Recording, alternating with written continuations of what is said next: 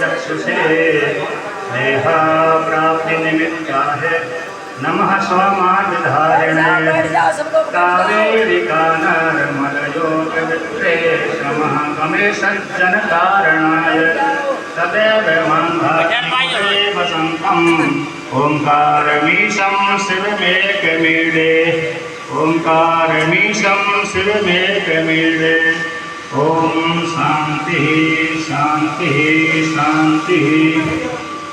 श्री राम जय जय राम। श्री राम जय जय राम। श्री राम जय जय राम। श्री राम जय जय राम। श्री राम जय जय राम। श्री राम जय श्री राम जय जय राम। श्री राम जय जय राम। श्री राम जय जय राम। श्री राम जय जय राम। ओम शांति शांति शांति। भगवान भोलेनाथ के श्री चरणों में कोटि प्रणाम। श्रद्धामय भक्तिमय मातृगण भक्तिगण। बड़े ही हर्ष का विषय है, प्रसन्नता के विषय है। स्वामी आत्मानंद सरस्वती जी महाराज के 98वें जन्म दिवस के अवसर पर एक कार्यक्रम आयोजन किया गया है। स्वामी जी महाराज द्रविड़ देश में अर्थात दक्षिण भारत में केरल में उत्पन्न हुए थे, जन्म लिया था। वहाँ से वो उन्होंने घर में रह कर के अध्ययन किया। अध्ययन करने के पश्चात उनको वैराग्य की प्राप्ति हुई। तो वैराग्य जब उनको आ गया तो वैराग्य हो जाने के पश्चात उन्होंने घर का त्याग किया और घर का त्याग करने के पश्चात वो ऋषिकेश में आए और ऋषिकेश में आकर के स्वामी शिवानंद जी महाराज के मुखारविंद से शिवानंद आश्रम में जाकर के शिवानंद जी महाराज से उन्होंने गुरु दीक्षा ली, संन्यास दीक्षा ली। तो वहाँ पर रह करके गुरु जी की सेवा करी, गुरु आश्रम में सेवा करी, कुछ अध्ययन किया, कुछ अध्यापन कराया। फिर वहाँ से उन्होंने अध्ययन करने के लिए उत्तर काशी गए। तो उत्तर काशी में एक तपोवन महाराज रहते थे, सन्यासी थे। तपोवन तो बद्रीनाथ से ऊपर है, गंगोत्री से ऊपर है। तो वहाँ पर रहते थे। वहाँ पर रहने के कारण उन महात्मा जी का नाम, सन्यासी महात्मा जी का नाम तपोवन स्वामी पड़ गया। तो वो वही जब अधिक अवस्था हो गई उनकी तो उत्तर काशी में आकर रहने लगे। तो उनका नाम तपोवन में रहने के कारण तपोवन नाम से प्रसिद्धि को प्राप्त हो गया। वहाँ पर रह करके स्वामी जी ने उनसे उपनिषद की शिक्षा ली। तो उपनिषद वहाँ पर उत्तर काशी में जब रहते थे, किंतु उनका जो शरीर था दक्षिण भारत का था। तो दक्षिण भारत के प्राय करके सर्दी आदि ठंडी आदि कम सहमत पाती, तो उनको मौसम सूट नहीं हो पाया उत्तर काशी में रहते रहते। तो स्वामी जी नीचे आ गए, अर्थात ऋषिकेश में आ गए, तो उत्तर इधर आ गया। तो यहाँ पर आकर के कुछ समय व्यतीत किया। किंतु उत्तर काशी में तपोवन महाराज जी से वो वेदांत का अध्ययन करते थे। जब वहाँ पर कुछ 1-2 साल वेदांत का अध्ययन किया, 2-4 साल किया, किंतु स्वास्थ्य शरीर गड़बड़ हो गया, बिगड़ गया। तो वहाँ से आ गया। पूरा उन्होंने वेदांत वहाँ से नहीं ग्रहण कर पाया। फिर इधर आया, नीचे आए तो ओमकारेश्वर गए स्वामी जी। ओमकारेश्वर रह करके उन्होंने महाराज जी से यानी वेदांत का अध्ययन किया, स्वाध्याय किया और उसमें निष्ठ हो गए। आता वेदांत का अध्ययन करते करते ब्रह्म का चिंतन करते करते ब्रह्म स्वरूप हो गए। ब्रह्म गई ब्रह्म को होती ये श्रुति कहती है। स्वामी जी महाराज दक्षिण में जब रहते थे उन्होंने खूब अध्ययन किया था। तो ओमकारेश्वर रह करके स्वामी जी महाराज ने एक वहाँ की एक पुस्तक छपती है दक्षिणामूर्ति स्तोत्र, उसकी उन्होंने अंग्रेजी में व्याख्या की। ओमकारेश्वर वाले महाराज जी ने उन्होंने प्रवचन किया था दक्षिणामूर्ति स्तोत्र के ऊपर। उसी जो स्तोत्र के ऊपर हिंदी में व्याख्यान किया था। तो महाराज जी ने वहाँ पर जाकर के स्वामी जी महाराज ने वहाँ पर जाकर के ओमकारेश्वर में जाकर के उस उनके व्याख्यान को अंग्रेजी में अनुवाद किया था, हिंदी से अंग्रेजी में अनुवाद किया था। इससे सिद्ध होता है कि बड़े विद्वान थे और संस्कृत अंग्रेजी के विद्वान तो थे, हिंदी के भी विद्वान थे।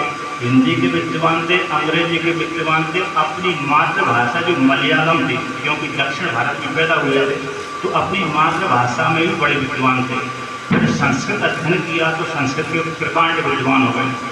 अर्थात उनके वो 4, 5, 6 भाषा को जानते थे। ऐसे उत्तर भारत के प्राय करके एक भाषा 2 भाषा को जानते हैं, किंतु दक्षिण भारत के प्राय करके पूर्व भारत के अथवा अन्य पूरा पश्चिम के ज़्यादातर 3, 4, 5 भाषा के जानकार होते हैं, क्योंकि एक तो उनकी मातृभाषा, दूसरी हिंदी भाषा, फिर संस्कृत पढ़ लेते हैं संस्कृत भाषा, अंग्रेजी पढ़ते हैं तो अंग्रेजी, तो 4-5 भाषा के प्राय करके विद्वान होते हैं दक्षिण भारत के और पश्चिम भारत के और पूर्व भारत के। और उत्तर भारत के थोड़े एक के होते हैं तो 2 अथवा 3 ज़्यादातर। तो लेकिन महाराज जी कैसे थे, स्वामी जी कैसे थे, 5-6 भाषा के बड़े विद्वान प्रकांड विद्वान थे। महाराज जी जब ओंकारेश्वर में रहते थे तो मेरे को स्वामी जी की सेवा का अवसर प्राप्त हुआ। अर्थात आश्रम से मेरे द्वारा आश्रम वालों ने मुझको नियुक्त किया कि तुम स्वामी जी की सेवा करना, तो मैं स्वामी जी की सेवा करता था, उनसे मेरे प्रश्न करता था, कभी शंका अपनी समाधान करवाता था, और कभी मेरे को जो शंका होती थी उनसे पूछता था, उनकी सेवा करता था। तो कभी कभी वो अपने ही मार्ग से श्लोक बोलते थे, तो पूछते थे इसका अर्थ क्या है। तो स्वामी जी के स्वामी ने कूट नाम के एक श्लोक होते हैं, अर्थात जिनका अर्थ बोलना बड़ा कठिन होता है। अर्थ कुछ शब्द कुछ और लग रहा है, अर्थ कुछ और लग रहा है। तो जब भी विद्वानों के साथ मिलते थे महाराज जी स्वामी जी, तो उनके सामने वो प्रश्न रख देते थे श्लोक के द्वारा। ऐसे श्लोकों को बोलते थे कि बड़े बड़े विद्वान भी उस श्लोक का अर्थ नहीं लगा पाते थे। अर्थात कूट नामक श्लोक होते हैं जिनका अर्थ बोलना बड़ा कठिन होता है। यदि उसको 1-2 बार नहीं सुना है, किसी दूसरे से विद्वान से नहीं पढ़ा है, तो एक बार सुनने से वो अर्थ नहीं लगता। तो महाराज जी ने कई प्रकार के कई अनेकों श्लोकों में उन्होंने ऐसे जो कूट होते गूढ़ रहस्य वाले होते हैं, ऐसे उन्होंने श्लोक रटे हुए थे। महाराज जी ने पंचदशी नामक जो ग्रंथ है बड़ा अनुशीलन किया था। पंचदशी में वर्णन किया है कि कोई जिसको ज्ञान हो गया तो चाहे उसको वहाँ पर पंचदशी काल में वर्णन किया कि चाहे वो हंस करके शरीर छोड़े, चाहे रो करके शरीर छोड़े, चाहे लेटते हुए यानी शरीर छोड़े, चाहे आनंद लेकर शरीर छोड़े, चाहे सो करके सोए, चाहे किसी अवस्था में छोड़े, किंतु वो भारतीय दिक्रिया ऐसी दिखेगी, दूसरे प्रकार की दिखेगी, किंतु उनके स्वरूप में कुछ भी नहीं होगा।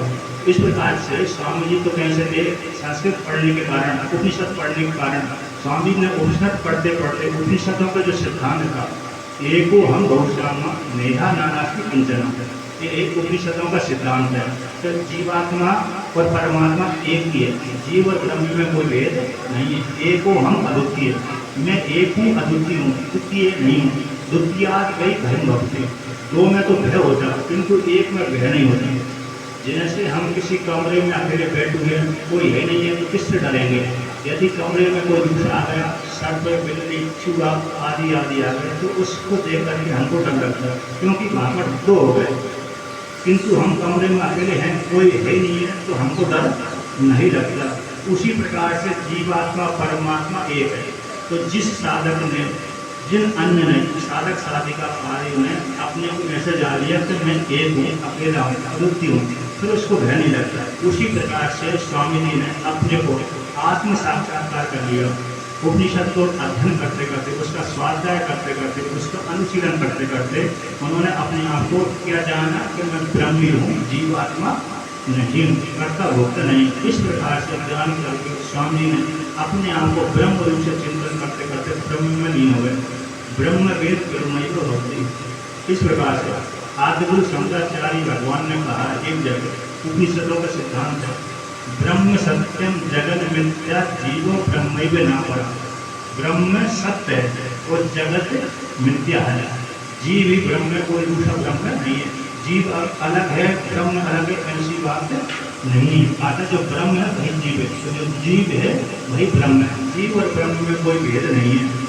जैसे भक्त और भगवान में कोई भेद नहीं रहता, उसी प्रकार से जीवात्मा परमात्मा में कोई भेद नहीं रहता, क्योंकि परमात्मा ही जीव बना हुआ है। क्योंकि जब परमात्मा ही जीव बना हुआ है तो फिर जीव परमात्मा से भिन्न कैसे होगा। इस प्रकार से महाराज जी ने, स्वामी जी ने अपने को आत्म से चिंतन करके अपने को ब्रह्म ज्योति में लीन कर लिया। जब तक शरीर का प्रारब्ध रहा तब तक वह शरीर में रहे और प्रारब्ध का फल भोगते रहे।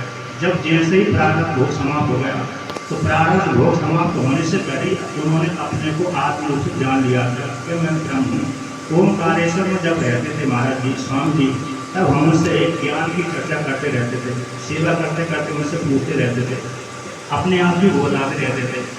इसलिए ज्ञान के विषय में, आत्मा के विषय में चर्चा करते रहते थे। तब हमने जाना, हमने भी उनकी सेवा की। सेवा करने से हमको भी बहुत सा ज्ञान, हमको बहुत सी कल्याण की बातें हमको प्राप्त हुई। सेवा करने से बहुत सी ऐसी जो चीज़ें हैं जो नहीं जानते उसको प्राप्त कर लेते हैं। उसी प्रकार से हमने भी स्वामी से बहुत आत्मलाभ की प्राप्ति करी, आत्म अनुभूति की प्राप्ति करी, मार्गदर्शन प्राप्त किए। यहाँ पर रह करके बहुत से जिज्ञासु ने भी मार्गदर्शन प्राप्त किया। इस प्रकार से स्वामी जी कैसे हैं? ब्रह्म स्वरूप। स्वामी में जीव बुद्धि नहीं होने चाहिए कि स्वामी जी हमारे गुरु हैं लेकिन परिश्रम है, ऐसी बुद्धि नहीं होनी चाहिए। बल्कि स्वामी कैसे हैं? परमात्मा ही है, ब्रह्म ही है। एक जगह श्लोक आता है तो वहाँ पर आता है तो कहते हैं परमात्मा ही है। एक परमात्मा ही जीव के ऊपर कल्याण करने के लिए, जीव को कल्याण करने के लिए गुरु के रूप में आता है। परिपक्व मला एक कान उत्साधन हेतु शक्ति पाते हैं योजयति परे तत्वे स दीक्षय आचार्य गुरु मूर्तिस्थ। ये श्लोक है, आगम के श्लोक है कि परिपक्व मला आता जिस साधक साधिका के दोष कलमश पक गए हैं, अर्थात जिसको जगत से वैराग हो गया, ऐसे उस साधक अथवा साधिका को जगत से वैराग हो गया, उसके कल्याण करने के लिए भी परमात्मा ही गुरु रूप में आता है, गुरु रूप में प्रवेश करता है। और गुरु रूप में प्रवेश करके एक ज्ञान रूप शक्तिपात के द्वारा, ज्ञान रूप जो शक्तिपात है उसके द्वारा जीवात्मा के सारे अज्ञान को नष्ट कर देता है। जैसे अंधकार को सूर्य का प्रकाश नष्ट कर देता है, उसी प्रकार से गुरु ब्रह्म ज्ञान के द्वारा जीवात्मा की अज्ञान रूप अविद्या का नष्ट कर देता है। जब जिस साधक के अथवा साधिका के अज्ञान की निवृत्ति हुई, उसी काल में वह साधक अथवा साधिका क्या जान लेता है कि मैं ब्रह्म ही हूँ, ना मैं स्त्री हूँ ना पुरुष हूँ, बल्कि निर्गुण निराकार परमात्मा। तो वह परमात्मा ही गुरु के रूप में आता है और गुरु के रूप में आकर के जिसको जगत से वैराग हो गया उसको ज्ञान का उपदेश करके अपने में लीन कर लेता है। उसी प्रकार से स्वामी जी के रूप में परमात्मा ही आया था। वो परमात्मा रूप ने अपने आप को जाना और अपने आप को जान करके अपने स्वरूप में ही लीन हो गया। केनोपनिषद में एक वाक्य आता है, श्रुति कहती है यह चेत वेदित अत सत्यमस्ति न चेत इहा वेदिन महति विनष्टि भूतेषु भूतेषु विचित्र धीरा प्रेत्यास्मा लोका अमृता भवन्ति। एक केनोपनिषद का वाक्य है। तो वहाँ पर श्रुति कहती है जीवों के ऊपर अनुग्रह करने के लिए, चाहे वो जीव स्त्री हो चाहे पुरुष हो, बालक हो अथवा बालिका हो, वृद्ध हो या कोई जवान हो, कोई भी हो, कि अनुग्रह करने के ऊपर जैसे माता अपने पुत्र के ऊपर अनुग्रह करती है, माता पिता जैसे अपने पुत्र पुत्री के ऊपर अनुग्रह करता है करती है, उसी प्रकार से श्रुति भी सभी को अपना पुत्र मानती है और पुत्र मान करके सभी के ऊपर अनुग्रह करती है। तो कहती है यह चेत वेदित अत सत्यमस्ति, जिससे स्त्री अथवा पुरुष ने इस मानव योनि में जन्म लिया है, तो मानव योनि में जन्म रह करके जिसने ऐसा जान लिया कि मैं ब्रह्म हूँ, न मैं स्त्री हूँ, न मैं पुरुष हूँ, न मैं बालक हूँ, न बालिका हूँ, न वृद्ध हूँ, न जवान हूँ, न बूढ़ा हूँ, न रोगी हूँ, न निरोगी हूँ, बल्कि कौन हूँ मैं? पर ब्रह्म परमात्मा हूँ, ईश्वर हूँ। ऐसा जिसने जान लिया तो श्रुति उसके विषय में कहती है अत सत्यम अस्ति, ठीक है, तो उसने जीवन लेना सार्थक कर दिया, उसका मनुष्य योनि में आना सार्थक हो गया। यदि श्रुति कहती है जिसने मनुष्य योनि में आकर के अपने आप को नहीं जाना कि मैं ब्रह्म हूँ, इस प्रकार से नहीं जाना, तो श्रुति उसके विषय में कहती है महती दृष्टि, अतः भयंकर नाश होने वाला है, भयंकर उसका नाश हो जाता है। कहते भयंकर नाश कैसे हो सकता है? आत्मा का तो नाश कभी नहीं होता, आत्मा तो अजर अमर है। तो श्रुति कैसे कहती है कि महती दृष्टि, जिसने अपने आत्मा को नहीं जाना, उसका महान नाश हो जाएगा। तो महान नाश का तात्पर्य क्या होगा? कहते मुश्किल से तो मनुष्य योनि में जीव की जन्म की प्राप्ति होती है। 84 लाख योनियाँ होती हैं, तो 84 लाख योनियों में एक योनि मनुष्य योनि है। तो 84 लाख योनियों का फल भोगते भोगते भोगते व्यक्ति मनुष्य योनि में आता है। और मनुष्य योनि में मुश्किल से आता है। जब इतने 84 लाख की योनि को भोगते भोगते कितने काल व्यतीत हो जाएंगे, कई युग व्यतीत हो जाते हैं, एक युग दो युग नहीं, हजारों युग व्यतीत हो जाते हैं। तब उसके बाद हजारों युग व्यतीत होने के पश्चात मनुष्य योनि में आता है। तो मनुष्य योनि में आने के पश्चात खुद यदि उसने दूषित कर्म कर लिए, अपने कर्तव्य का निर्वाह नहीं किया है, परमात्मा का भजन नहीं किया, कर्तव्य को निर्वाह करते हुए परमात्मा का जिसने भजन नहीं किया, तो श्रुति कहती महती नष्टि आता उसका महान विनाश हो जाएगा। अर्थात उसको मुश्किल से जो बड़े पुण्य के प्रभाव से मनुष्य योनि प्राप्त हुई थी, अब न जाने उसके दूषित कर्म के कारण किस योनि में जाएगा। जानवर बनेगा, अथवा पक्षी बनेगा, अथवा कीड़े मकोड़े बनेगा, अथवा वृक्ष बनेगा।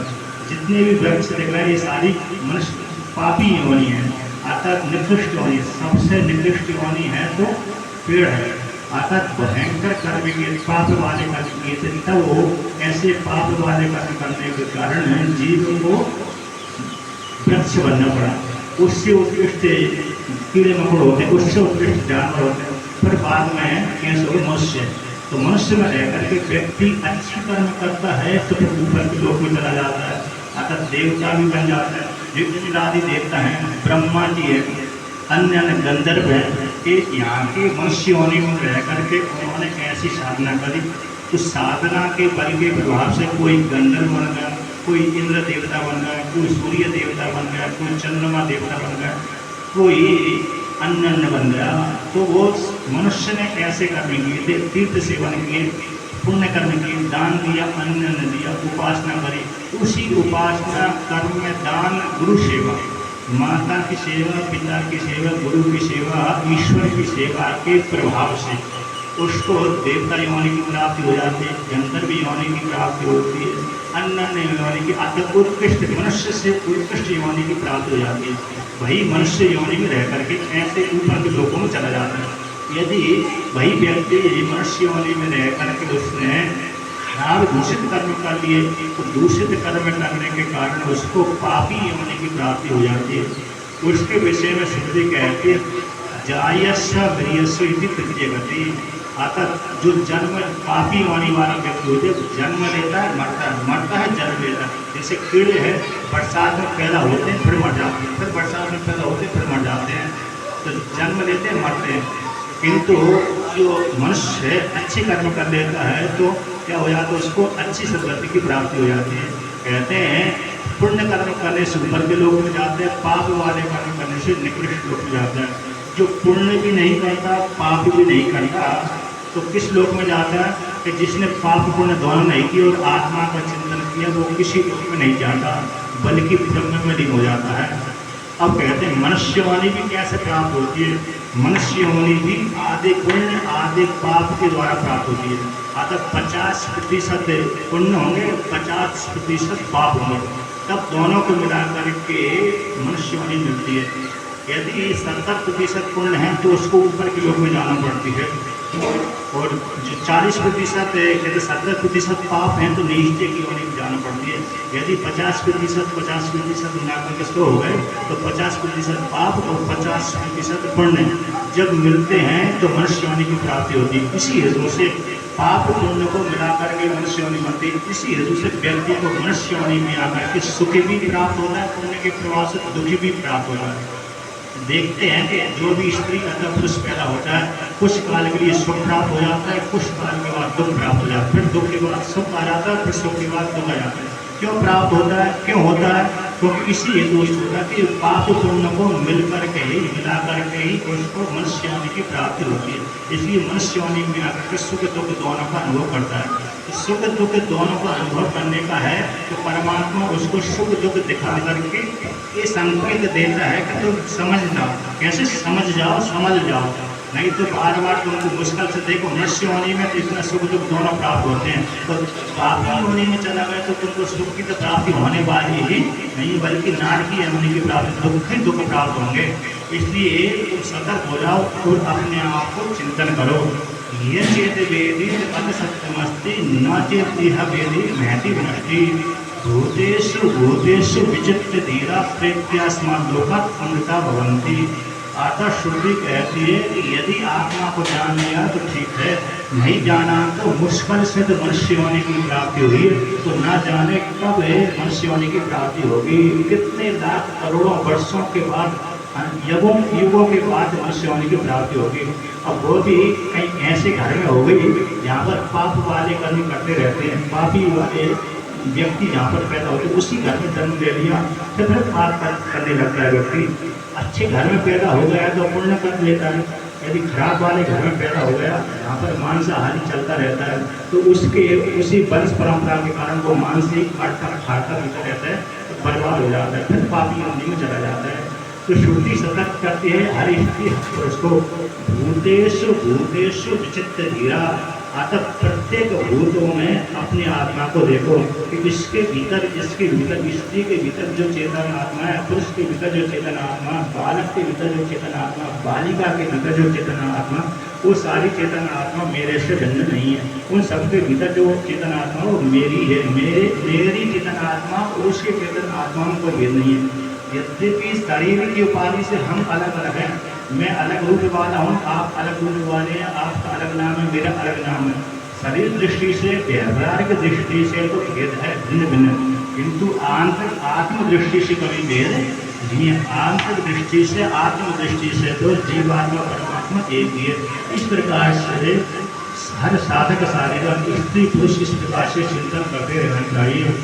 ऐसा चिंतन करने से श्रुति कहती है भूतेषु भूतेषु विचित्र धीरा, सारे भूतों में अपने आप को देखे, प्रेत्यास्मात् लोकात् अमृता भवन्ति, वैराग्य को धारण करे और अनासक्त भाव से युक्त होकर के अपना जीवन निर्वाह आत्मा का चिंतन करता रहे। जैसे माता अनासक्त भाव से पुत्र का पालन करती है, प्रेम पूर्वक पालन करती है, उसी प्रकार से मेरे को मनुष्य योनि में जन्म की प्राप्ति हो गई। अब मेरा जिस वर्ण में हुआ हो जन्म, चाहे ब्राह्मण वर्ण में हुआ हो, चाहे क्षत्रिय में हुआ हो, चाहे वैश्य में हुआ हो, चाहे शूद्र में हुआ हो, 4 वर्ण का वर्णन है। तो जिस भी वर्ण में मेरा जन्म हुआ है, अतः ब्रह्मचारी हूँ, गृहस्थ हूँ, वानप्रस्थ हूँ, सन्यासी, 4 आश्रम, तो जिस आश्रम में हूँ उसी आश्रम संबंधी कर्म करे, निष्ठापूर्वक कर्म करे, किंतु आसक्ति से रहित होकर कर्म करे, अनासक्त भाव से कर्म करे, आसक्ति होकर के न करे। आसक्ति होकर के कर्म करेगा तो बंधन को प्राप्त होगा, अनासक्त भाव से होकर के कर्म करेगा तो बंधन नहीं होगा। जैसे विवाह किया, विवाह करने के पश्चात संतान तो पैदा हो गई, तो संतान अब मेरा कर्तव्य है कि मैंने संतान को जो मेरे द्वारा पुत्र अथवा पुत्री पैदा हो गई उनका शिक्षा दिलवाना मेरा कर्तव्य है। तो शिक्षा देने के पश्चात फिर उनका विवाह भी कर दिया, लड़की का विवाह कर दिया, लड़के का विवाह कर दिया, अब मेरा कर्तव्य समाप्त हो गया। अब मेरा कर्तव्य कौन सा है? मात्र भजन करने का। जब तक लड़के का विवाह नहीं हुआ तब तक पिता का कर्तव्य रहता है। तो मेरा इनको विवाह करना, इनको योग्य शिक्षा दिलाना, जब तक अपने पैरों में खड़े नहीं होते तब तक पिता का दायित्व रहता है कर्तव्य होने का। जैसे ही लड़का लड़की का विवाह कर दिया, बच्ची का विवाह कर दिया, उसी काल में माता पिता का कर्तव्य समाप्त हो जाता है। यानी घर जीवन वाले जो माता पिता का कर्तव्य समाप्त हो जाता है। किस कौन सा कर्तव्य चालू हो जाता है उनका कि वानप्रस्थ में रह करके आकर भगवान का भजन ही कर्तव्य उनका बन जाता है।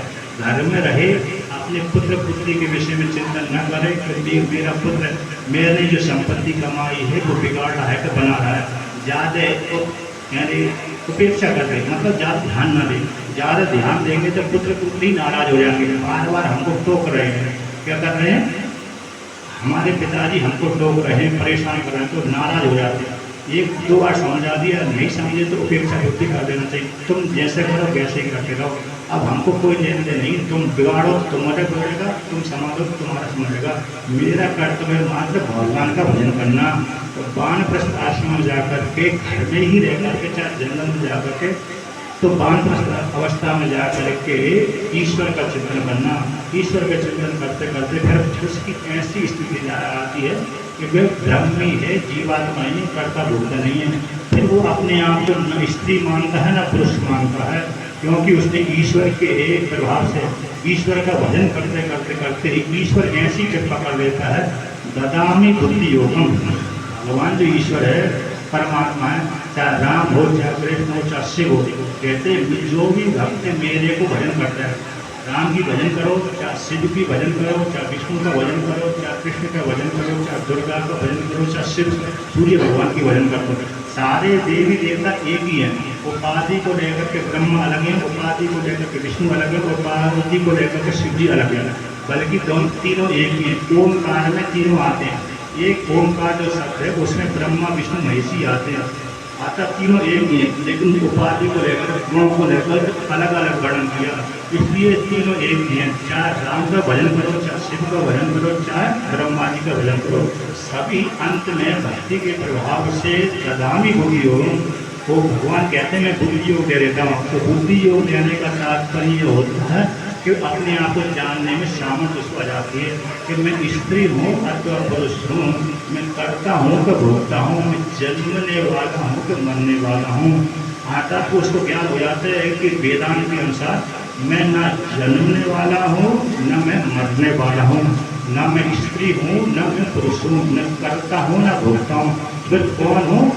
ब्रह्म हूँ, असंग हूँ, कूटस्थ हूँ, निरवय हूँ, ईश्वर हूँ। मैं ही ब्रह्मा हूँ, मैं ही विष्णु हूँ और मैं ही शिव हूँ, मैं ही तत्त रूप में गया हूँ। इस प्रकार से उसको ज्ञान आ जाता है। ऐसा ज्ञान जिस साधक को आ जाता है, साधक व साधिका को, स्त्री अथवा पुरुष को, चाहे वो घर में रह करके, चाहे घर से बाहर जा करके, चाहे व्रत बन करके, चाहे व्रत बन करके, तो जिस किसी ऐसे व्यक्ति को ज्ञान हो जाता है, जानते ही वो हो जाता है, संसार सागर से पार हो जाता है। जैसे हम नौका के द्वारा नदी की इस तट से उस पृष्ठ पर पहुँच जाते हैं, उसी प्रकार से ज्ञान रूप नौका के द्वारा आचार्य के शरण में जाकर के, गुरु के शरण में जाकर के हम भव सागर से पार हो जाते हैं। इस प्रकार से, उसी प्रकार से महाराज जी स्वामी जी के शरण में बहुत से जिज्ञासु आए, उन्होंने अपना आत्म साक्षात्कार किया, अपना कल्याण किया। जिन साधकों ने, जिन साधिकाओं ने गुरु के शरण में गए, उन गुरु के द्वारा उत्कृष्ट जो उपदेश था उसको उन्होंने हृदय में धारण किया। तो जिन लोगों ने हृदय में धारण किया उनका कल्याण हुआ, और जिन्होंने धारण किया लेकिन मनन नहीं किया उनका कल्याण तो हुआ लेकिन वेग में होगा पूरा, जो पूरा जल्दी शीघ्र फल की प्राप्ति होने वाली थी वो नहीं हो पाती। अर्थात तो उसके लिए थोड़ी देर लगती, उनकी परिपक्व अवस्था कम रही, और जिसकी परिपक्व अवस्था ठीक रही, जिसने जाना कि मैं अपने गुरु के मुखारविंद से निकली हुई वस्तु को धारण करूँ, मनन करूँ, निध्यासन करूँ, तो उसने जैसे निध्यासन किया उसी समय उसका आत्मकल्याण हो गया। श्रुति एक विषय में कहती है आत्मा वादे दृष्टव्य श्रोतव्यो मंतव्यो निध्यासितव्य है, आत्मा जानने योग्य है। तो वो आत्मा कौन है? निर्विशेष परब्रह्म परमात्मा, वो हम ही है, हमारे भीतर ही निवास है। यही आत्मा के विषय में श्रवण करना चाहिए। जो जानने योग्य है आत्मा, उसी के विषय में श्रवण करे। फिर उसी के जब श्रवण किससे करेगा तो आज गुरु से ही करेगा, गुरु ही उसको उपदेश करेगा, क्योंकि सामान्य जीव में वो सामर्थ्य नहीं है कि वो कहीं से अपने आप ही प्राप्त कर ले। तो गुरु के शरण में जाकर भी उपदेश करता है, लेता है, उपदेश ग्रहण करता है, तो श्रवण करता है गुरु के मुखारविंद से। फिर इसके पश्चात गुरु के मुखारविंद से श्रवण करके फिर मनन करते हैं, आकर तर्क करता है। जो गुरु ने बोला है वे बात ऐसी मेरे मन में लग रही है, जो शास्त्र जो गुरु ने उपदेश किया शास्त्र के माध्यम से, तो गुरु के वाक्य में शास्त्र के माध्यम में और मेरे अनुभूति में क्या भिन्नता नहीं आ रही, या भिन्नता आ रही है तो ठीक ठीक नहीं समझा।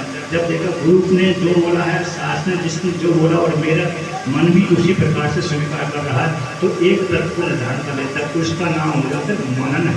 इसके पश्चात जिसने मनन कर लिया एक ब्रह्म है, फिर बार बार उसी को चिंतन करने लगता है कि मैं ब्रह्म हूँ, मैं ब्रह्म हूँ, निर्विशेष पर ब्रह्म परमात्मा हूँ, न मैं स्त्री हूँ न पुरुष हूँ। इस प्रकार से बार बार चिंतन करते करते अपने आप ही क्या हो जाते हैं, तो समय आने पर उसको आत्म साक्षात्कार हो जाता है। जैसे एक 5 वर्ष का बालक है, बालिका है, अभी वो बच्चा उत्पन्न नहीं कर सकता है, किंतु वही बालक बालिका जब 18 वर्ष का 20 वर्ष का हो जाता है बालक तो बालिका तो बच्चा पैदा करने की वो पूरी सामर्थ उसमें आ जाती है, किंतु 5 वर्ष के बालक में बच्चा तो बच्ची पैदा करने की सामर्थ नहीं है, क्योंकि अभी योग्यता नहीं है। उसी प्रकार से जब हमने एक बार ज्ञान श्रवण कर लिया, यदि योग्यता है तो उसी काल में ज्ञान हो जाता है, मुक्त हो जाते हैं। यदि योग्यता नहीं है तो फिर उसी का चिंतन करते करते समय आने पर अपने आप ही ज्ञान हो जाता है। अवस्था जैसी हमारा मन परिपक्व हो जाता है, जैसे बालक बालिका परिपक्व हो जाने पर यानी संतान उत्पन्न कर सकते हैं, उसी प्रकार से साधक भी परिपक्व हो जाने पर अपने आप ही आत्मा का साक्षात्कार कर लेता है। किसके द्वारा? गुरु के द्वारा। गुरु के मुखारविंद से निकले हुए शब्दों को ग्रहण करके उनके शब्दों को हृदय में धारण करके अपना साक्षात्कार कर लेता है। इस प्रकार से महाराज जी के मुखारविंद से, स्वामी जी के मुखारविंद से निकले हुए बहुत से जिज्ञासियों ने अपना आत्म कल्याण किया। तो इस प्रकार से स्वामी जी के श्री चरणों में मैं अपनी जो पुष्पवाणी या पुष्परूप जो वाणी रूप जो पुष्प उनके श्री चरणों में अर्पण करता हूँ। ओम पूर्णमदः पूर्णमिदं पूर्णात् पूर्णमुदच्यते पूर्णस्य पूर्णमादाय पूर्णमेवावशिष्यते। ओम शांति शांति शांति। बोलिए श्री स्वामी ब्रह्मलीन आत्मानंद सरस्वती जी महाराज की, सियावर रामचंद्र भगवान की, पवन सुत हनुमान की, वृंदावन बिहारी लाल की, गंगा यमुना मैया की, नर्मदा महारानी की, ओंकारेश्वर भगवान की, आत्मेश्वर भगवान की। ओम नमः पार्वती पतये।